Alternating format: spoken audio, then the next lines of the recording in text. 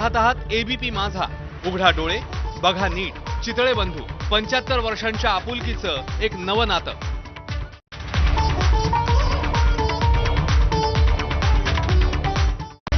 Headlines brought to you by Chitale बंधू.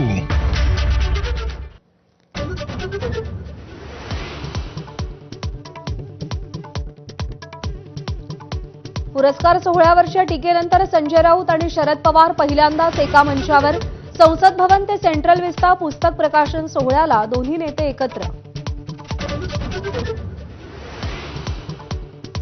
आग्र्यात ज्या ठिकाणी छत्रपती शिवरायांना कैद केलं होतं तिकडे शिवरायांचं भव्य स्मारक उभारणार. मुख्यमंत्री देवेंद्र फडणवीसांची घोषणा.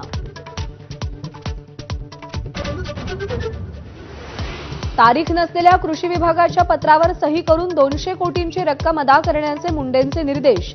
अंजली दमानियांचा नवा आरोप, तर दमानियांचं अर्धवट ज्ञान. धनंजय मुंडेंनी आरोप फेटाळले.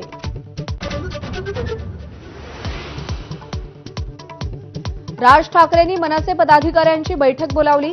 मराठी भाषा गौरव दिनाच्या पार्श्वभूमीवर ही बैठक असल्याची माहिती. रेखा गुप्ता दिल्लीच्या नव्या मुख्यमंत्री, तर प्रवेश वर्मा उपमुख्यमंत्री. रामलीला मैदानात आज भव्य शपथविधी सोहळा. फडणवीस, शिंदे, अजित पवारही उपस्थित राहणार.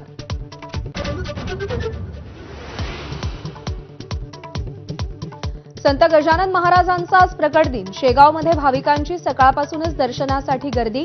गजानन महाराज मंदिरालाही आकर्षक सजावट.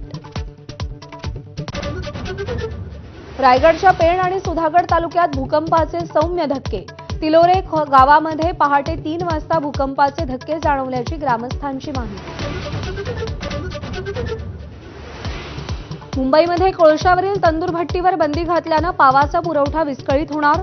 इराणी बेकर्स असोसिएशनचा इशारा. हॉटेल, ढाबा, बेकरीवरची कारवाई बंद करण्याची मागणी.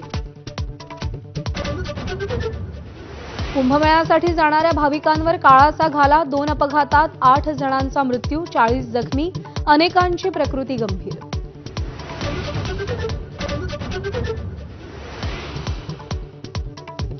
भारताच्या मिशन चॅम्पियन्स ट्रॉफीला आजपासून सुरुवात. दुबईमध्ये बांगलादेश विरुद्ध सलामीची लढाई. बुमराच्या अनुपस्थितीत गोलंदाजांचा कस लागणार. दुबईतून माझावर महाकव्हरेज.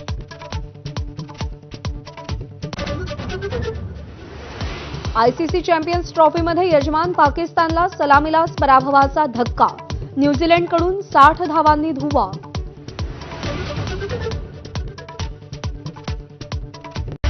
Headlines brought to you by Chitale Bandhu. ब्रेकनंतर बुलेटिनमध्ये आपल्या